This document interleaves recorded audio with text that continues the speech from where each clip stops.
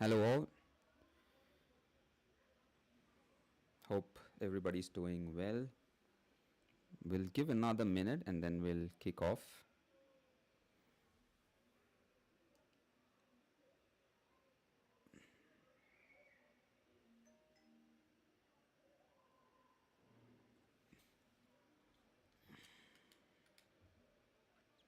I hope everybody can hear me. Let me see. If you can hear me, say yes in the chat.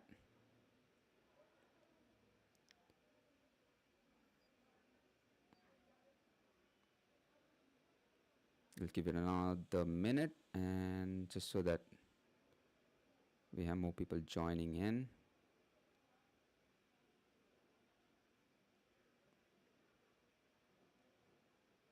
Great. Okay, I think we are good to go, folks.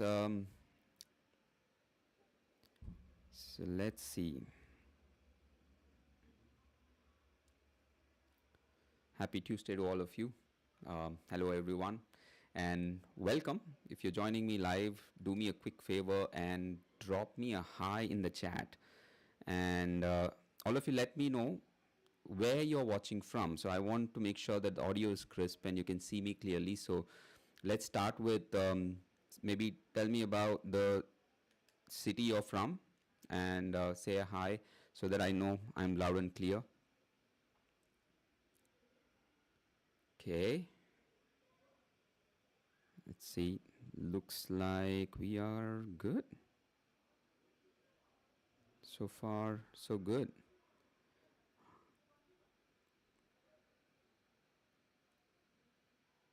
Let me just quickly get my screen up so I can kick off.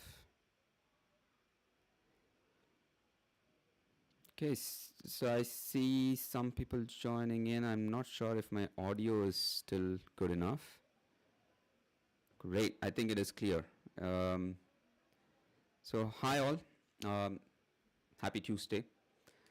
And we will be talking about some of the hurdles that I've heard a lot of my clients speak about. Right now, if you're watching the replay of this later on, do not go anywhere. I'm about to break down the 3 silent killers that keep high-performing introverts stuck in the middle management, and I'll also talk about how exactly to fix them. Right? So let's see. Hope everybody can see me well as well. Okay. Okay, so then let's get started on this note. So think about this, right? So you are the first person in the office and the last person to leave. You fix the spreadsheet, you are called in for any emergency that is happening in your team. You remember every detail that has happened within your team, and you are the go-to person for your team. And deep down, you believe in a lie. You believe that if you just keep your head down and do a good work, eventually someone will tap you on the shoulders and give you that promotion that you were hoping for. But that isn't happening, is it? Right? Instead, what most of the people that I speak to say is that they watch this one guy, the guy who's talking too loud, spends half a day networking at the coffee machine, and actually does much lesser work than you, get promoted over you. And it hurts and it feels unfair, but here is a fact, right? Let me bring that. In the corporate world, your work does not speak for itself. You have to speak for it, right? And if you don't know me, I'm Rakesh Raveendran. I'm a leadership coach for mid-career professionals. And if you are an introvert or just a quiet leader who hates office politics, this session is especially for you. Here is exactly what we are going to cover in today's topic. I'll talk about three things that more likely than not is probably costing you your promotion. The first one is the reliability trap. So we'll talk about why being the best at your job is actually the reason you aren't being considered for the next role. And the second one is the visibility gap. Why your boss thinks you have no strategic opinion, even when you are the one doing all of the strategic thinking for your team. And finally, the third one that we'll talk about is the hope strategy, which in fact is not a strategy at all. So we'll talk about why waiting to be noticed is the fastest way to ensure you are never being noticed. And if you're ready to stop being the best kept secret in your company, hit that subscribe button right now to my channel on YouTube and follow me on LinkedIn. Let's get into the first trap, right? So the first trap is the reliability trap. The first reason you aren't getting promoted may sound crazy to some of you. The reason is really because you're too good at your current job. I call this the reliability trap. As introverts, we love mastery. We like control. We become the go-to person. I was one of those guys. Anytime anybody needed a report to be fixed in 10 minutes, give it to Rakesh. There's a crisis, somebody needs that to be fixed, call Rakesh in, right? So you start to think that while you're doing all of this and you are the go-to person for your team, you start to think that you're proving you are ready for the next level. But actually, you are proving that you are irreplaceable at your current level. Now, the thing is, I'm not saying hard work and being the go-to person is a bad thing. It works really well when you are the specialist, when you are in your, starting from the ground and you want your first two promotions. That works really well. Being the expert is really the way to go. But once you've hit a certain level in your mid-level management, that is not really going to help you, right? You've got to start thinking strategically. So now, so just to get this going, if any of you find this, that it resonates with you, does that sound familiar to you, just type me in the chat if you are the go-to person for everything in your team. If you are the person that everybody relies on to get things done, just put a me on the chat. Right. So I want to see who else is stuck. That's the reason I ask, right? And I'll tell you about a client that I had. His name is Rahul. He was an operations manager, brilliant guy, right? Every time there was a fire, there's some incident that needed to be resolved, his boss would panic and say, Rahul, come, please fix it, right? And Rahul would fix it, as usual. He was the reliable guy, right? He had enough of that once, and he reached out to me and asked me. He crossed over the breaking point, and he said, Rakesh, I saved the department multiple times this year from big disasters, saved a lot of client pain. Why did they promote the other guy sitting next to me, who's half as good as me, probably lesser? And I told him the brutal truth that I'm going to tell you now, right? I said to Rahul, your boss can't afford to promote you. If he promotes you to be the director, right, who is going to fix the spreadsheets on a Friday night? Who is going to come and douse all the fires that is coming up? He needs you right where you are, and that's the problem. So what is the fix? What is the solution to this? You need to shift from being the hero to being the architect. The next time a crisis lands on your desk, do not just go ahead and fix it all by yourself, right? I'm not saying ignore it. What you really are going to do is that you'll need to think, right? Call one of your junior team members, and this is one of those members, the team members is capable, is really ready for that next step, right? And all you have to do is reach out to that person and let him know or her know that I'm going to teach you how to fix this. So next time you can own it all by yourself. Now, it's not going to be easy. Of course, they'll need some time to get grips on things, and it is going to may take longer, but in about say 2 weeks, maybe even a month, you won't have to do it at all. That is how you prove you are ready to lead, by making yourself replaceable, right? And that brings me to the next topic. So, be the architect, and then the next topic is on the visibility. This is the next second trap, the visibility gap, right? There is a rule in leadership that most introverts will hate. I think even if you are not an introvert, most of us will sort of hate it. But it is true. The fact is, you have amazing ideas, just whirling in your head, but you think, I'll just probably email it later, or I'll just send it over a message. I don't want to interrupt the flow of the meeting. So you just sit back and become the spectator. The fact is that to senior leaders who are on that meeting, that silent doesn't look like thoughtfulness. To them, it looks like ignorance, or that you don't have an opinion, or you're not knowledgeable enough to have an opinion to contribute. I worked with a brilliant woman, amazing manager. Her name is Priya, and she's one of the smartest people that I know. In fact, I think she was smarter than her boss. Why? Because she wrote a strategy document for her whole department, right? But then what happened was that this was on business continuity planning for her whole department. She planned it all by herself, strategized it, and wrote that document. But then what happened was that in that strategic meeting where she had the opportunity to actually shine and own it, she basically let her boss present that entire strategy. What she did was, in the meeting, she sat in the back and took notes, right? And once, right? So she was just taking notes, sitting at the back, disappearing, just camouflage yourself at the back of the meeting room, right?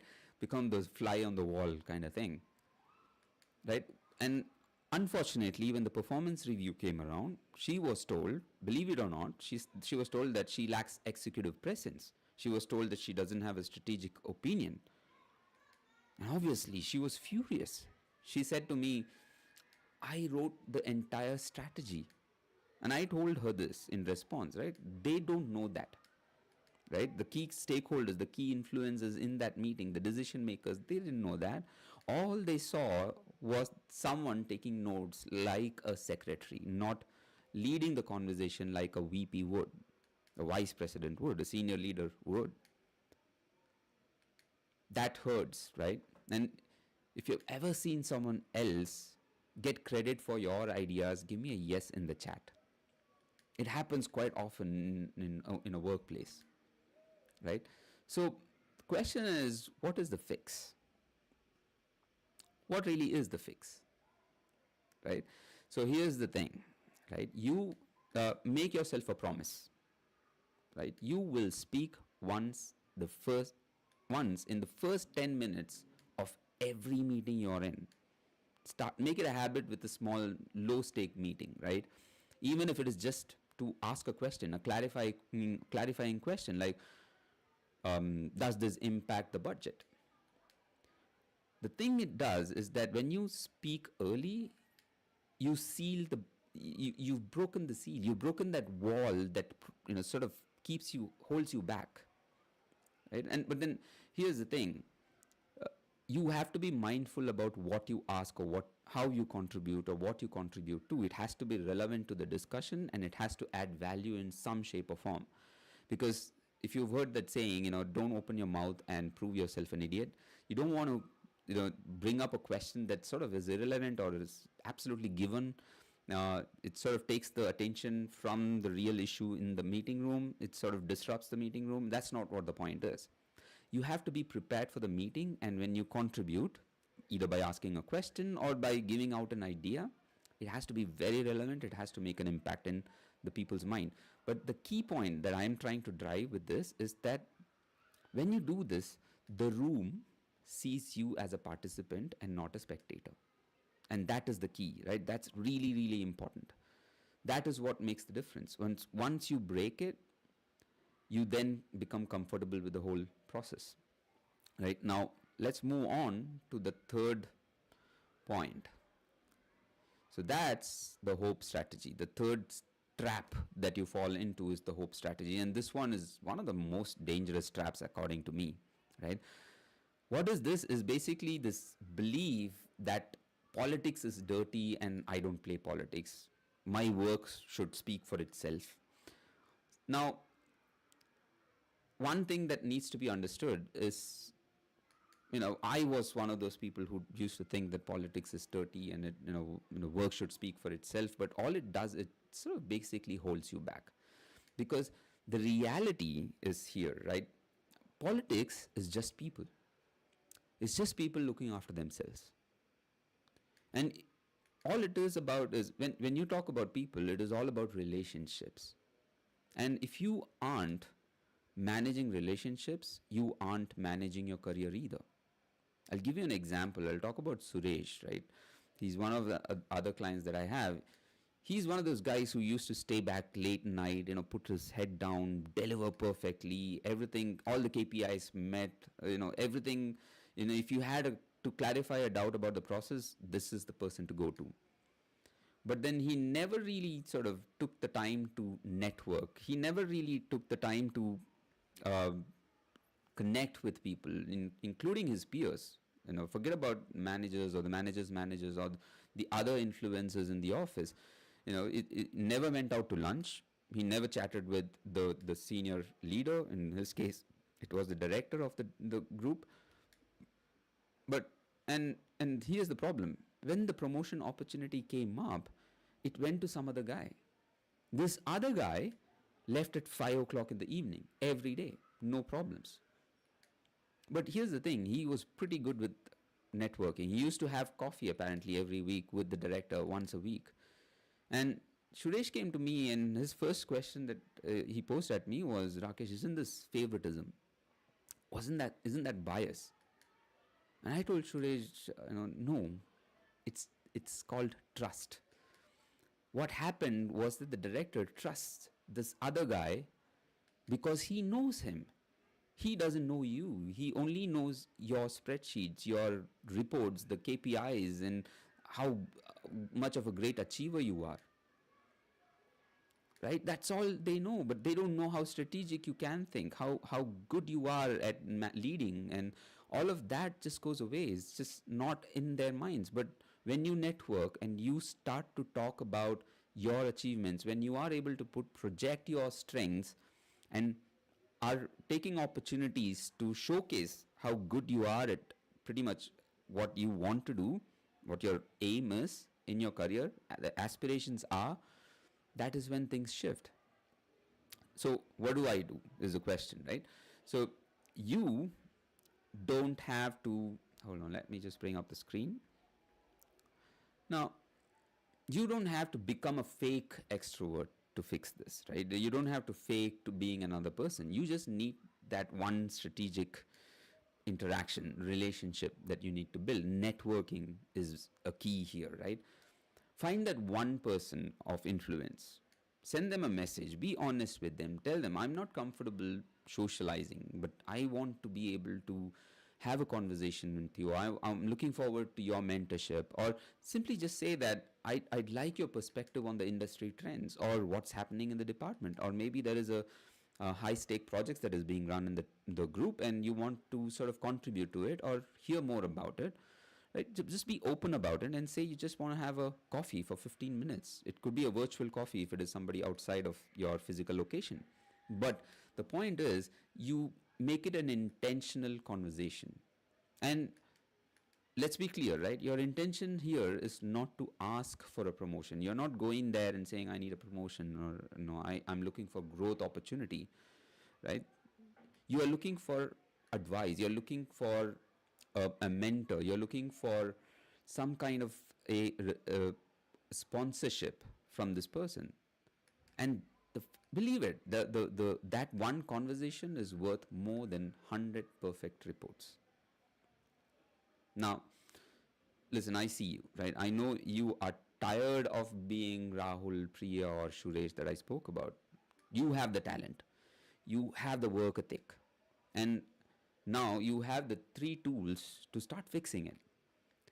But knowing what to do is different from actually building a habit, right?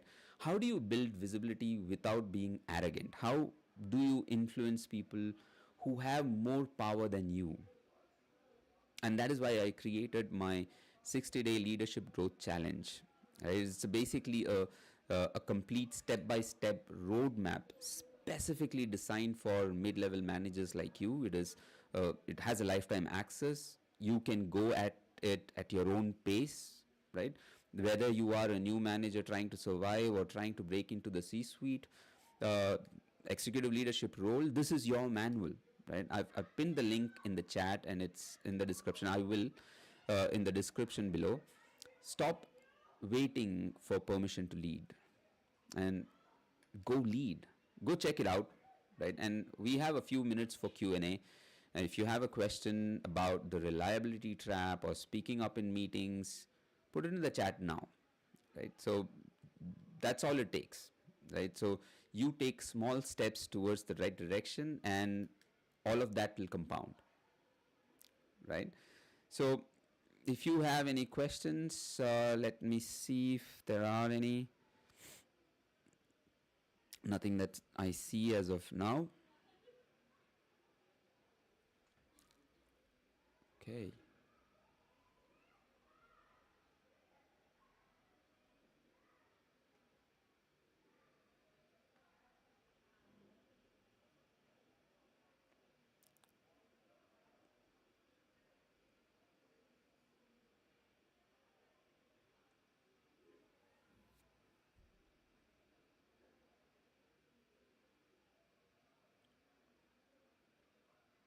Let's see. Put in the comments. I'll stick around for a little bit, and if there are any questions, I'm happy to answer. But as of now, I don't see any questions coming up. Um, let's see. I'll give a few more minutes before I close the stream. I hope people find it valuable. No, it's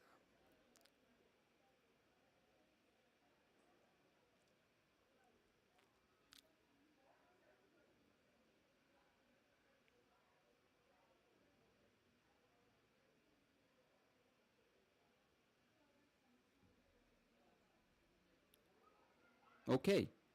So looks like we have no questions, and I've given enough time. We will close the stream for now.